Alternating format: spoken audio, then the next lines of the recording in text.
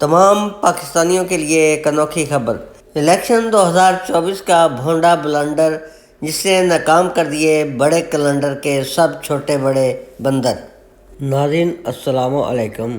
Election 2024 جس طرح خرامہ آیا اور رات کے اندھیرے میں انٹرنیشنل ڈاکو جس طرح لے اڑے وہ آپ کے سامنے ہے۔ یہ تصویر میں آپ کو پاکستانی قوم کے اگلے وزیر اعظم قوم کو سلام پیش کرتے ہوئے نظر آ رہے ہیں۔ ناظرین عجیب بات ہے، الیکشن کے اس میدان میں جس ٹیم کو پلینگ فیلڈ تو کیا، اس سے بیٹ وکٹیں اور ان کی نکریں تک چھین لی گئی۔ اسی ٹیم کے کپتان کے کھلاڑیوں نے 170 سیٹیں ڈلوا کر اپنے جیل میں پابند سلاسل کپتان کا جی خوش کر دیا۔ Thanks to all the P T I players. خدا تعالیٰ آپ کو اپنے فضلوں سے ہمیشہ نوازتا رہے، آمین۔ ناظرین جس انٹرنیشنل چور کو بوٹوں سے لے کر نوٹوں تک اپنی طاقت کے بل بوتے پر پی ایم بنانے کے لیے پاکستان لے کر آئے، شیر ہو کر گدڑوں کی طرح گھر کی سیٹیں لینا۔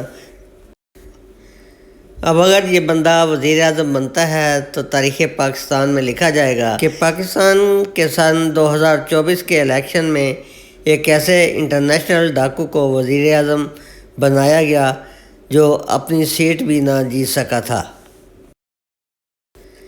اور استاد بچوں کو سکھایا کریں گے کہ بچوں کیا آپ کو پتہ ہے کہ پاکستان میں ایک ایسا بھی وزیر اعظم ہو گزرا ہے جو اپنی سیٹ بھی نہیں جیت پایا تھا۔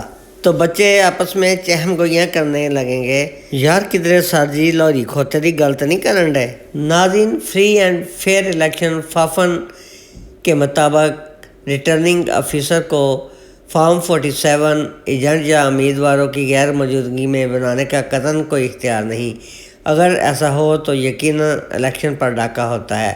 اس الیکشن میں 260 میں سے 135 حلقوں کے نتائج رات کی تاریکی میں آروز تنہا بوٹوں اور نوٹوں کی موجودگی میں بناتے رہے، اس لیے غیر ملکی مبصرین کو بھی قریب پھٹکنے نہیں دیا گیا، مگر اس کے نتائج کرپٹڈ اینڈ تھیفٹڈ ہیں، اس لیے ان کی کوئی حیثیت نہیں۔ اس الیکشن میں دو لطیفے بھی دیکھنے کو ملے۔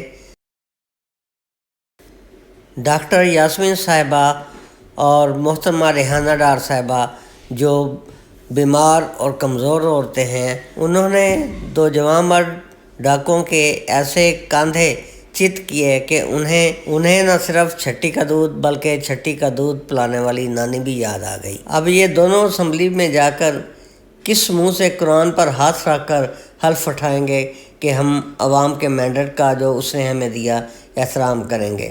بھائی وہ مینڈیٹ ہی کوئی اور ہے جس کا احترام ان پر لازم ہے، وہ کسی کی آنکھوں سے پوشیدہ نہیں۔ اب آتے ہیں عوامی نمائندے چیئرمین عمران خان کی سلام ہے چیئرمین عمران خان کو اور اس کے بیانیے ایبسلیوٹلی ناٹ کو۔ ہم کوئی غلام تو نہیں، تم جو کہو ہم مان جائیں۔ مزال ہے روز اول سے لے کر اب تک وہ اپنے اس بیانیے سے 1 انچ بھی ٹس سے مس ہوا ہو۔ 200 سے زائد مقدمات میں گھرا یہ شخص عوام کی خاطر نہ صرف اپنی جان مال اور عزت بلکہ پارٹی تک کو بھی قربان کر کے اپنی بات پر اٹل کھڑا ہے۔ اس نے میدان سیاست میں اپنے آپ کو ایک کھلاڑی اور مرد اہم ثابت کر کے دکھا دیا۔